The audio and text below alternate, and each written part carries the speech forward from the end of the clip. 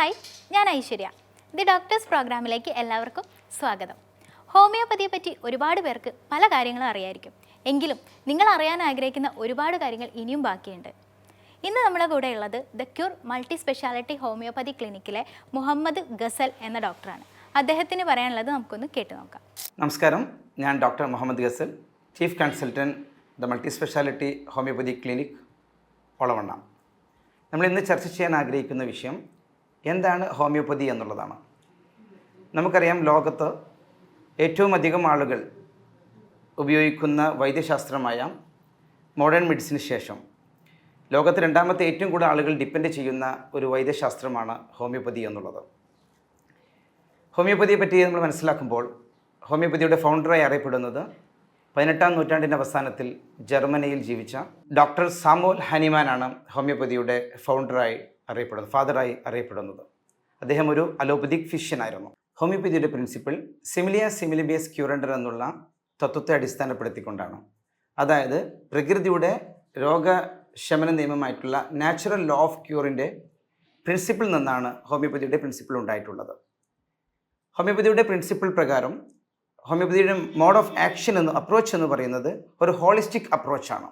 എന്നുവെച്ചാൽ ഒരു ഇൻഡിവിജ്വലിൻ്റെ self healing കപ്പാസിറ്റിയെ enhancement ചെയ്തുകൊണ്ടാണ് ഹോമിയോപ്പതിയുടെ ഹീലിംഗ് മെത്തേഡ് ക്യൂറേറ്റീവ് പ്രോസസ്സ് നടക്കുന്നത്.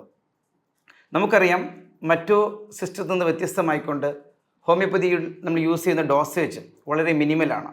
അത് ഹോമിയോപ്പതിയുടെ ഒരു പ്രിൻസിപ്പിളാണ്, ലോ ഓഫ് മിനിമം എന്നുള്ള ഒരു പ്രിൻസിപ്പിൾ. ഹോമിയോപ്പതിക് മെഡിസിൻസിൻ്റെ ഡോസേജ് എന്ന് പറയുന്നത് പൊട്ടൻറ്റൈസ്ഡ് മെഡിസിൻസുകൾ വളരെ കുറഞ്ഞ രീതിയിൽ ലോ ഓഫ് മിനിമത്തിലൂടെ അപ്ലൈ ചെയ്ത് ബോഡിയുടെ തന്നതായിട്ടുള്ള രോഗപ്രതിരോധ ശേഷിയെ, ഹീലിംഗ് കപ്പാസിറ്റിയെ എൻഹാൻസ് ചെയ്യുക എന്നുള്ളതാണ് ഹോമിയോപ്പതിക് മെഡിസിൻസിൻ്റെ ഡോസേജിലൂടെ നമ്മൾ അർത്ഥമാക്കുന്നത്. ഹോമിയോപ്പതിയുടെ ഡയഗ്നോസിസ് ആൻഡ് ട്രീറ്റ്മെൻറ്റ് എന്ന് പറയുന്നത്, ഡയഗ്നോസിസ് പാർട്ടിൽ നമ്മൾ ശ്രദ്ധിക്കുമ്പോൾ ഒരു രോഗിയുടെ മാനസികവും ശാരീരികവുമായിട്ടുള്ള അവസ്ഥയെ പരിഗണിച്ചുകൊണ്ട്, അവരുടെ സിംറ്റത്തെ പരിഗണിച്ചുകൊണ്ട് ഉള്ളൊരു അപ്രോച്ചാണ്, ഒരു ഇൻഡിവിജ്വലൈസേഷൻ അപ്രോച്ചാണ് തീർച്ചയായും ഹോമിയോപ്പതിയുടെ ഒരു പ്രത്യേകത എന്ന് പറയുന്നത്. അതിലൂടെ രോഗിയുടെ മാനസികവും ശാരീരികവുമായ അവസ്ഥയെ പരിഗണിച്ചുകൊണ്ട് ഒരു കോൺസ്റ്റിറ്റ്യൂഷണൽ പ്രിസ്ക്രിപ്ഷനാണ് ഹോമിയോപ്പതി നൽകുന്നത്. ഡിപ്രഷൻ അഥവാ വിഷാദ രോഗം എന്ന് പറയുന്നത് കോമൺ ആയി കാണപ്പെടുന്ന ഒരു മാനസിക രോഗമാണ്. ഇത് പ്രധാനമായിട്ടും അഫക്റ്റ് ചെയ്യുന്നത് ഒരു വ്യക്തിയുടെ മൂഡിനെയും ആ വ്യക്തിയുടെ ചിന്തയെയും ആ വ്യക്തിയുടെ പെരുമാറ്റത്തെയും ബിഹേവിയറിനെയുമാണ് പ്രധാനമായിട്ടും ഡിപ്രഷൻ അഫക്റ്റ് ചെയ്യുന്നത്.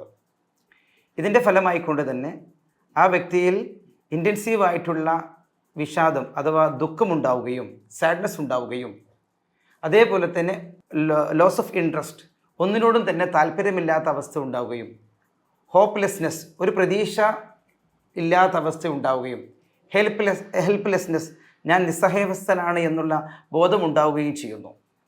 ഇത്തരത്തിലുള്ള അവസ്ഥ ഒരു വ്യക്തിക്ക് വരുമ്പോൾ ആ വ്യക്തിയുടെ വ്യക്തിജീവിതത്തിലും കുടുംബജീവിതത്തിലും അദ്ദേഹത്തിൻ്റെ വർക്ക് സ്പേസുകളിലുമെല്ലാം തന്നെ ഇതിൻ്റെ ഇമ്പാക്റ്റ് ഉണ്ടാവുകയും അത് ധാരാളം ബുദ്ധിമുട്ടുകൾ ആ വ്യക്തിയിൽ സൃഷ്ടിക്കുകയും ചെയ്യുന്നു. ഡിപ്രഷൻ പ്രധാനമായിട്ടും 4 കാരണങ്ങളാണ് നമ്മൾ പറയാറുള്ളത്. അതിൽ ഒന്ന് ബയോളജിക്കൽ റീസൺ. നമ്മുടെ ബ്രെയിനിലെ ന്യൂറോ ട്രാൻസ്മിറ്റേഴ്സ് ആയിട്ടുള്ള സെറട്ടോണിൻ്റെയും ഡോപ്പമിൻ്റെയും അളവിലുണ്ടാകുന്ന ഇംബാലൻസിങ്, അതിലുണ്ടാകുന്ന കുറവ് കാരണം ഡിപ്രഷൻ്റെ സിംറ്റം കാണിക്കാം. അതേപോലെ തന്നെയുള്ളൊരു കോസാണ് psychological causes like trauma, stress. ഇപ്പോൾ ട്രോമ എന്ന് പറയുമ്പോൾ ഒരു പെട്ടെന്നൊരു അപകടം ഉണ്ടാകുന്നു, അപകടത്തിൽ ആരെങ്കിലും ബന്ധപ്പെട്ട ആളുകൾ മരണപ്പെടുന്നു. ഇത്തരത്തിലുള്ള അവസ്ഥ ഒരു വ്യക്തിക്ക് വരുമ്പോൾ ആ വ്യക്തിയുടെ വ്യക്തിജീവിതത്തിലും കുടുംബജീവിതത്തിലും അദ്ദേഹത്തിൻ്റെ വർക്ക് സ്പേസുകളിലുമെല്ലാം തന്നെ ഇതിൻ്റെ ഇമ്പാക്റ്റ് ഉണ്ടാകുകയും അത് ധാരാളം ബുദ്ധിമുട്ടുകൾ ആ വ്യക്തിയിൽ സൃഷ്ടിക്കുകയും ചെയ്യുന്നു. അപ്പോൾ ഡോക്ടർ പറഞ്ഞത് എല്ലാവരും കേട്ടല്ലോ. നിങ്ങൾക്ക് എന്തെങ്കിലും സംശയം ഉണ്ടെങ്കിൽ താഴെ കൊടുത്തിരിക്കുന്ന നമ്പറിൽ കോൺടാക്റ്റ് ചെയ്യാവുന്നതാണ്. ഈ ഡോക്ടറോട് തന്നെ നിങ്ങൾക്ക് നേരിട്ട് സംശയങ്ങളൊക്കെ ചോദിക്കാവുന്നതാണ്. The cure multi speciality homoeopathy ക്ലിനിക്കിൽ കോഴിക്കോട് ഒളവണ്ണയിൽ കൂടാതെ മറ്റ് 9ഓളം ബ്രാഞ്ചുകളുണ്ട്. അപ്പോൾ അടുത്തൊരു വീഡിയോ ആയിട്ട് കാണാം. ബൈ.